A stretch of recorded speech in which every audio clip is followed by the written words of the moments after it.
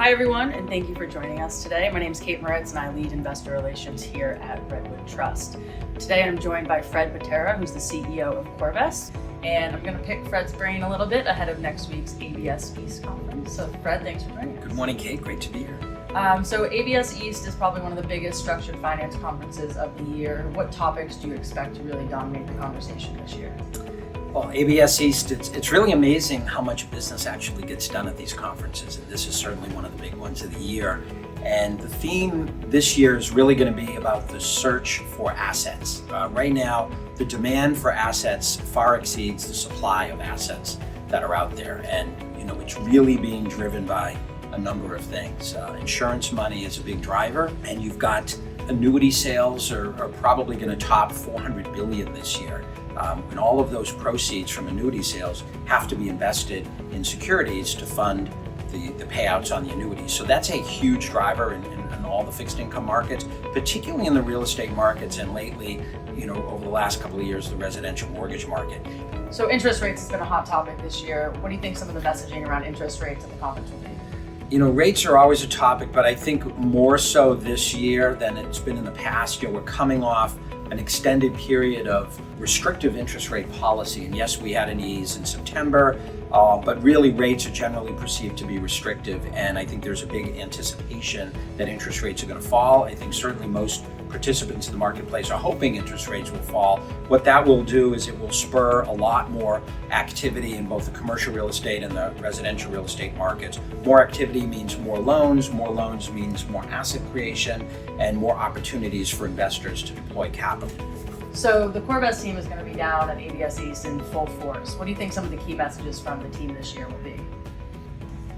I think the big message is whatever your investment bogeys, whatever your needs from a duration, from a yield, from a convexity standpoint, it's pretty likely that CoreVest creates a product for you.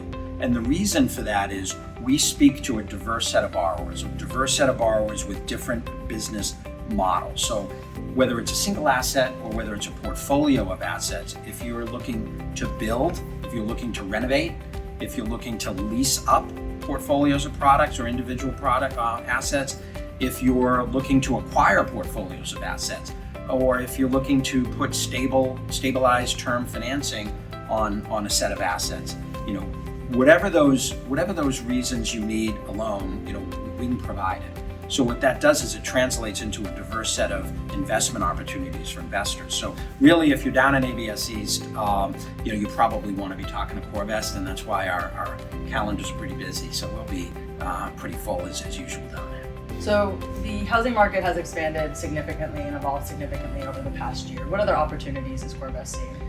Well, the big opportunity right now, most opportunities really when you step back are driven by demographics, and the big demographic shift here is the shift towards rental housing. And if you look at in the last 12 months, about 1.3 million new households were formed. That's a pretty big number, but interestingly, 70% of those new households were renters as opposed to purchasers or owner-occupiers. So 70% at the margin of new households being renters is a pretty big number. When you look at it in aggregate, there's about close to 40 million renting households. It's about 36% of total households, but that number is continuing to grow, and you can see there's going to be a period sometime within 5 to 10 years where half of all households are going to be renters. CoreVest focuses on the rental market, so it's a big opportunity for us here, and we think we're very, very well positioned to create assets for investors based on that. So that makes a lot of sense about the rental market, but how are we thinking about workforce housing? Is that still in play? It is, Kate. Workforce housing and lending to operators who operate that type of product is always been and continues to be a core focus of our business at CoreVest. And when we talk about workforce housing, what we generally mean are tends to be infill locations, tends to be older product. They are affordable rents, and they provide an important role for the community, important source of housing. They're typically in areas that are harder to build, and they often have long pay histories, really good observable pay histories, observable occupancy. So those types of loans fit really well into insurance company portfolios. They're conducive to term loans. You can put prepayment penalties on those loans, and they fit the annuity portfolios extremely well. So it's a big focus of ours. It always will be, Kate.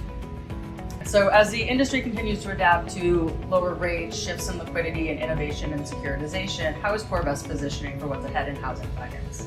So our role in the most basic sense is to connect global investors with borrowers and really provide the liquidity to intermediate.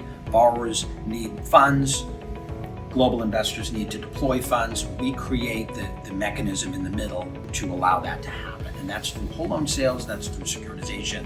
And our business is really exploding. I mean, I think what we've disclosed, over $1.5 billion distributed so far. And our business continues to grow, and we're excited about that. And we're distributing through a mix of the two channels. And I expect that to continue. We're just going to try to provide the best solutions for our investors and the best solutions for our borrowers. That's really the art. Certainly a very exciting time in the industry, and appreciate your commentary, and I hope the conference is a great success. Absolutely, Kate. Thanks. We'll be busy. Thank you.